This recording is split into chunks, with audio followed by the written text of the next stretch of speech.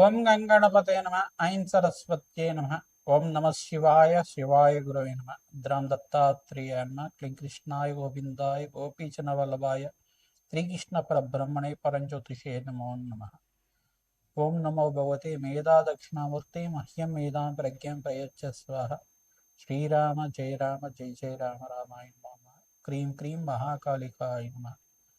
చండీ పరాంబికాయ నమో నమ. గాయత్రి పరాంబికాయ నమ. శ్రీం బగ్లాముఖి దేవ్యే నమ. హ్రీం బగ్లాముఖి దేవ్యే నమో నమ. యూట్యూబ్ ప్రేక్షకులందరికీ కూడా నమస్కారం అండి. నేను పాలపర్తి గురునాథ శర్మ, జ్యోతిష్యం వాస్తు సిద్ధాంతిని. మీకంతా కూడా గోచారరీత్యా గ్రహాల యొక్క గ్రహస్థితి అంతా కూడా విశ్లేషణ చేయడం జరుగుతుంది.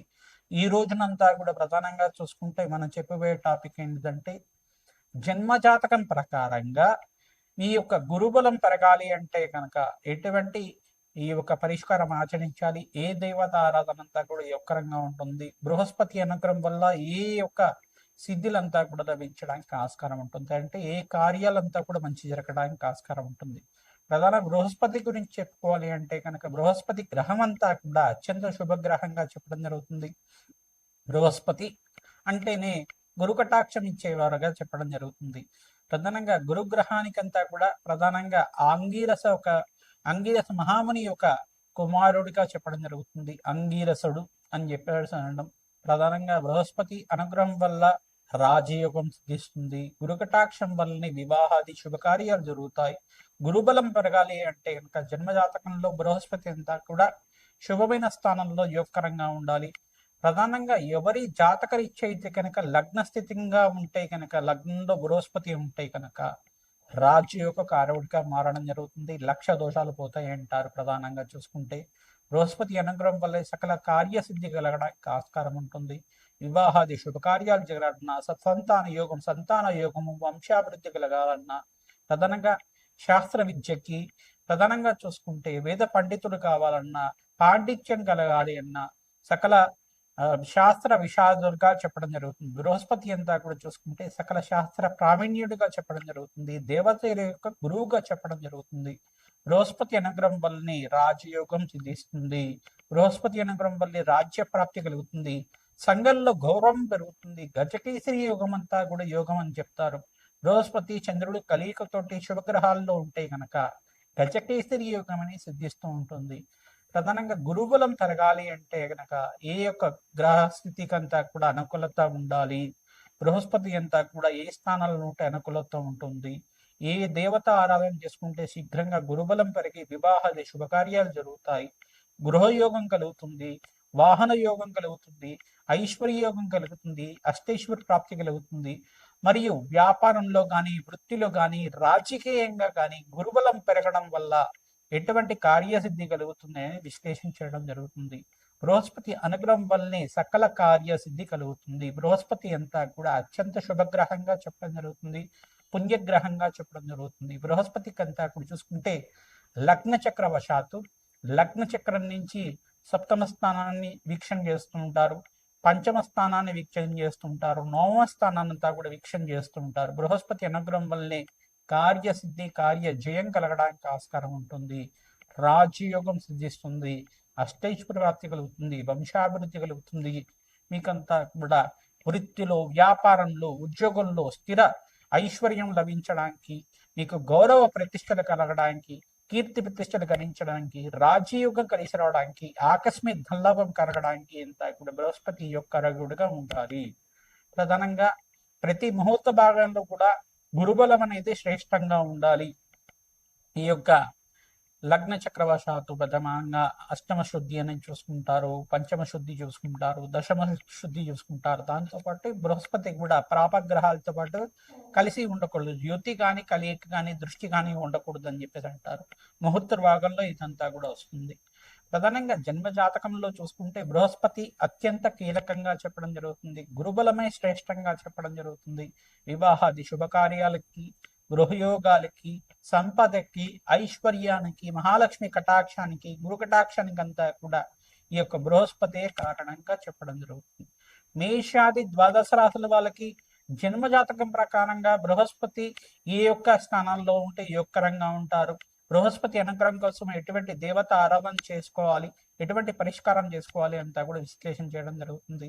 ప్రధానంగా బగలాముఖి దేవి ఆరాధన శ్రేష్టంగా ఉంటుంది. దత్తాత్రేయ స్వామి వారి నామస్మరణ మాత్రం చేతి గురుబలం పెరుగుతూ ఉంటుంది. ప్రధానంగా గురు చరిత్ర పాలన అంటే దత్తాత్రేయ చరిత్ర పాలన అంతా కూడా తరచుగా చేసిన వాళ్ళకి మంచి వివాహాది శుభకార్యాలు జరగడానికి ఆస్కారం ఉంటుంది.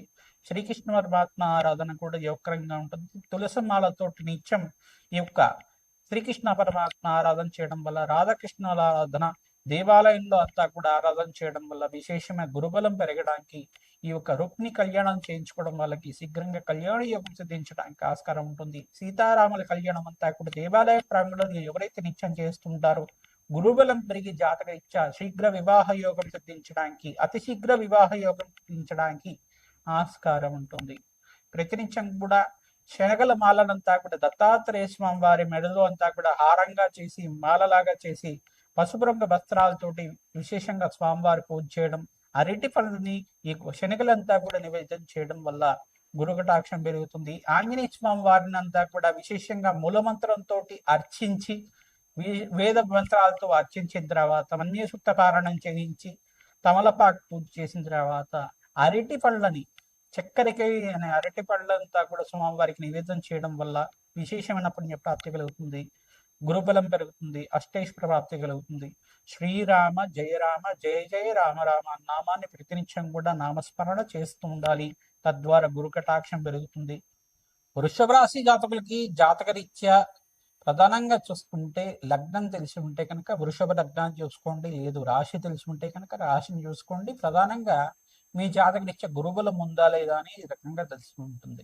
లగ్న చక్రవశాత్తు మిత్రస్థానాలైన బృహస్పతికి మిత్రస్థానంలో అత్యంత యోగకరకుడుగా ఉంటాడు. ప్రధానంగా ఈ స్థానాల్లో కనుక చూసుకుంటే లగ్న చక్రవశాత్తు లగ్నము, పంచమ స్థానము, చతుర్థ స్థానము మరియు నవమ స్థానము, ప్రధానంగా దశమ ఏకాదశ స్థానంలో రాజయోగ కారకుడిగా, సప్తమ స్థానంలో రాజయోగ కారకుడిగా, కేంద్రాధిపత్యం పొందినప్పుడు మిత్రక్షేత్రంలో అంతా కూడా రాజయోగ కారకుడిగా ఉంటారు. ప్రధానంగా ఈ గ్రహస్థితి అంతా కూడా పాపగ్రహాలతో కలిసి లేకుండా, యుతి కానీ కలయిక కానీ లేకుండా ఉంటే అత్యంత శుభుడిగా ఉండడం జరుగుతుంది. ప్రధానంగా చూసుకుంటే బృహస్పతి అనుగ్రహం వల్ల మీకు అత్యంత శుభమైన మార్పులు జరగడానికి ఆస్కారం ఉంటుంది. వివాహాది శుభకార్యాలు జరగాలన్నా, సంఘంలో గౌరవం పెరగడాలన్నా, మీ జాతకరీత్యా వేద పఠనం ఆచరించాలి అన్నా కానీ ఈ బృహస్పతి అనుగ్రహం ఖచ్చితంగా కావాల్సి ఉంటుంది. ప్రధానంగా సంఘంలో గౌరవం పెరగాలి అన్నా, రాజకీయంగా మీకు పలుకుబడి రావాలి, మంచి మంత్ర పదవి సిద్ధించాలి, మంచి ఉన్నతమైన స్థితి కలగాలి అన్నా కానీ గురు కటాక్షం ఖచ్చితంగా కావాల్సి ఉంటుంది. రాజయోగ కారకుడు బృహస్పతి అంతా కూడా ప్రధానంగా భోగభాగ్యాలకి, రాజయోగ కారకడానికి, లక్ష్మీ కటాక్షానికి అంతా కూడా బృహస్పతి అనుగ్రహం ఖచ్చితంగా కావాల్సి ఉంటుంది. ఈ యొక్క వివాహాది శుభకార్యాలు జరగాలన్నా, సంతాన యోగం సిద్ధించాలి అన్నా, కార్య జయం కలగాలి అన్నా, వాక్శుద్ధి వాక్శక్తి పెరగాలి అన్నా, ధనాకర్షణ పెరగాలి అన్నా, జన ఆకర్షణ పెరగాలి అన్నా, మీరు చెప్పేదంతా కూడా సంఘంలో అంతా కూడా మంచి పేరు ప్రఖ్యాతలు గరించాలి అన్నా బృహస్పతి అనుగ్రహం ఖచ్చితంగా కావాల్సి ఉంటుంది.